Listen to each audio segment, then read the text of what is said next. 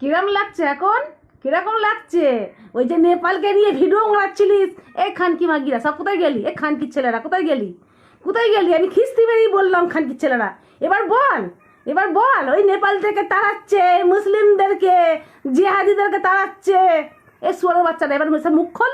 সুয়ারের বাচ্চারা দেখলি তো মসজিদ পুরানোর জন্য, ভাঙার জন্য দেখলি কি করলো? এক সপ্তাহের মধ্যে দেখলি, এক সপ্তাহের মধ্যে দেখলি তো আল্লাহ কেমন দেখতে, আল্লাহ কেমন জানি না, ঠিক আছে?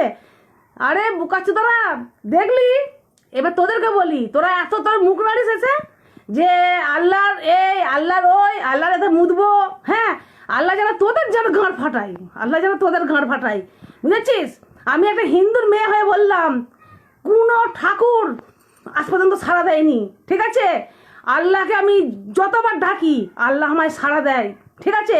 আমি একটা হিন্দুর মাগি হয়ে বললাম, ঠিক আছে? আল্লাহ আছে, আল্লাহ থাকবে, আল্লাহ সারা জীবন আমাদের পাশে থাকবে, ঠিক আছে? তোরা মন থেকে একদিন ডেকে দেখবি সুয়ারের বাচ্চা তোদেরকেও সাড়া দেবে, বুঝেছিস?